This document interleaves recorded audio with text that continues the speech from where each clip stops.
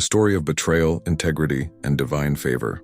Long ago, under the scorching sun and endless sands of Egypt, a young Hebrew man named Joseph found himself walking the lonely path of betrayal and survival. He was the 11th son of Jacob, a man of many sons but with a singular love for Joseph.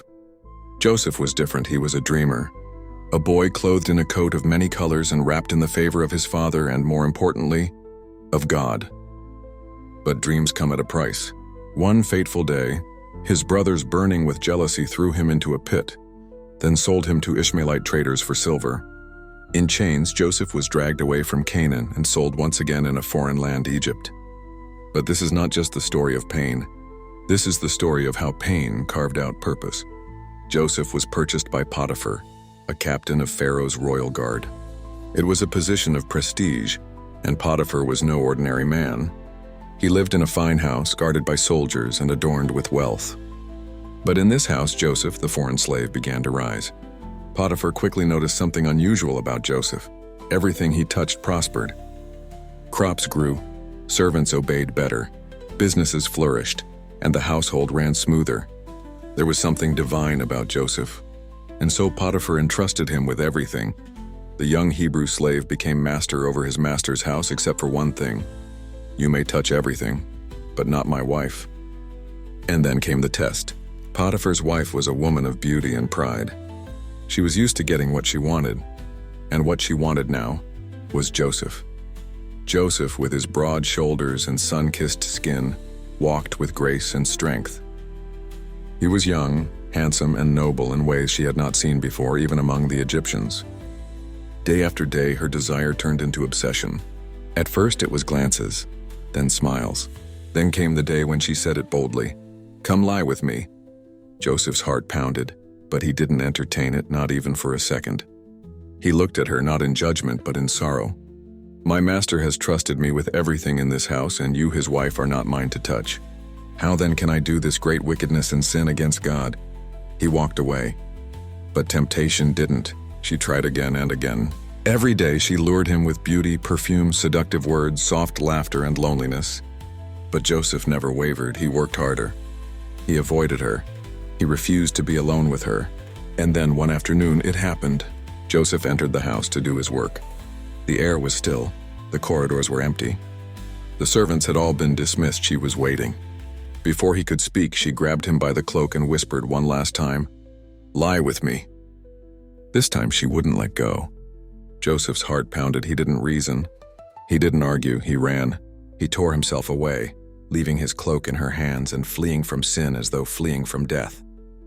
Because he was, her passion turned to rage. How dare he reject me? With his cloak in her hand and anger in her heart, she screamed, "Help, that Hebrew slave tried to violate me. See, he left his cloak behind." When Potiphar returned home, his wife met him with fury in her voice and lies on her tongue. "That Hebrew you brought into our home tried to defile me." Potiphar was silent. He stared at the cloak, his trust shaken. He looked at his wife, his status at stake. He thought of Joseph, the boy he had never once needed to discipline. But image and honor meant everything in Egypt. And so Joseph, the innocent, was thrown into the king's prison. The dungeon was dark, damp, full of whispers and chained dreams. Yet even there the Lord was with Joseph. The prison warden noticed his wisdom, his discipline, and his compassion. Before long, Joseph was placed in charge of the other prisoners. From favored son, to slave, to prisoner. But Joseph still had his integrity, and he still had his God. What Potiphar's wife didn't know was that her lies became the ladder to Joseph's destiny. What she meant for evil, God used for good. For in that prison, Joseph would meet Pharaoh's cupbearer and baker. He would interpret dreams. He would wait. He would be forgotten. Then 2 years later, I remembered. Joseph would stand before Pharaoh and interpret a dream that no wise man of Egypt could decode. He would warn of famine. He would be made governor over all Egypt. The same God who was with him in the pit, the palace, and the prison, now placed him in power. Many years later, Joseph would save his own family from starvation, including the brothers who once betrayed him. He would weep. He would forgive. He would rise to become one of the most powerful men in ancient history, all because he chose God over desire, truth over comfort, and integrity over compromise. Though Joseph served faithfully in prison, time passed slowly. 2 years went by after he interpreted the dreams of Pharaoh's cupbearer and baker. The baker was executed just as Joseph predicted, and the cupbearer was restored to his position. But the cupbearer forgot Joseph. Alone again, abandoned, betrayed by men but still remembered by God. Then came a night that would shake the royal palace. Pharaoh had a dream, 2 dreams in fact. One about 7 fat cows is devoured by 7 skinny cows. Another about 7 healthy ears of grain swallowed by 7 thin and scorched ones. No magician, no wise man. No priest could explain the meaning. Then suddenly the cupbearer remembered. There was a Hebrew in prison. He interpreted my dream and it came true. Pharaoh called for Joseph. Joseph was shaved, bathed, and dressed in royal linen. The dirty prisoner walked into the golden courts of the Pharaoh. Pharaoh said, "I hear you can interpret dreams." Joseph answered humbly, "I cannot, but God can give Pharaoh the answer he seeks." Joseph listened, then revealed the meaning. The 2 dreams are one. There will be 7 years of abundance in Egypt, followed by 7 years of famine. Let Pharaoh appoint a wise man to store food in advance so the land may survive. Pharaoh was stunned. Who is this man who not only interprets dreams but speaks with the wisdom of the gods? Pharaoh turned to his officials and said, "Can we find anyone like this man in whom is the Spirit of God?" And then, in front of the court of Egypt, Joseph was promoted. "You shall be in charge of my palace. Only with respect to the throne will I be greater than you," including Joseph's brothers. They bowed before him, not knowing it was him, just as his childhood dream had prophesied.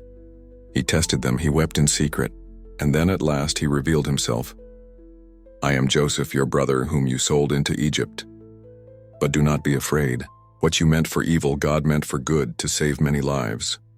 Joseph sent for his father Jacob, now an old man, 70 souls in total, including children, wives, servants, and shepherds. Joseph walked with dignity, no longer the young dreamer. He was now a man of wisdom, a leader of nations, a survivor of betrayal and injustice. Yet despite his wealth and titles, Joseph remained humble and God-fearing. Then they came and fell before Joseph again, saying, "We are your servants." Tears welled in Joseph's eyes. He stood before them not as a ruler but as a brother. "Do not be afraid," he said, his voice trembling. "Am I in the place of God?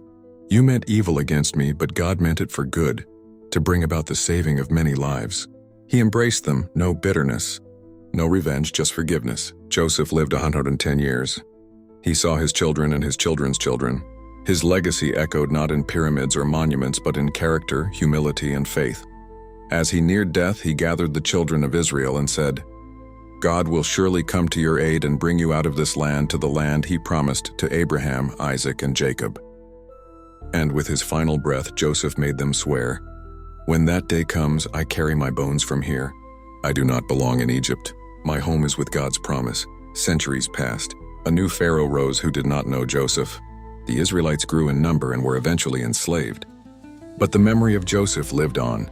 When Moses led the Exodus through the Red Sea and toward the Promised Land, the Bible says, Moses took the bones of Joseph with him.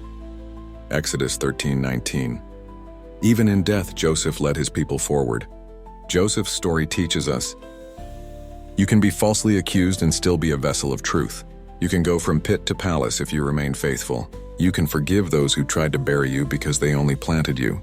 His life is not just a story, it's a divine pattern. From dream to detour to destiny. Moral lessons from Joseph's full story. God uses our pain to position us for purpose. Even when people forget you, God never does. Delays are not denials, just preparation. Integrity always wins, though it may cost at first. Temptation always comes dressed as an opportunity. Fleeing sin is not weakness, it's wisdom. Lies may imprison you for a season, but truth will elevate you in due time. God never forgets those who remain faithful, even in secret. The darkest trials often lead to the brightest destiny. No temptation has overtaken you except what is common to mankind. And God is faithful. He will not let you be tempted beyond what you can bear.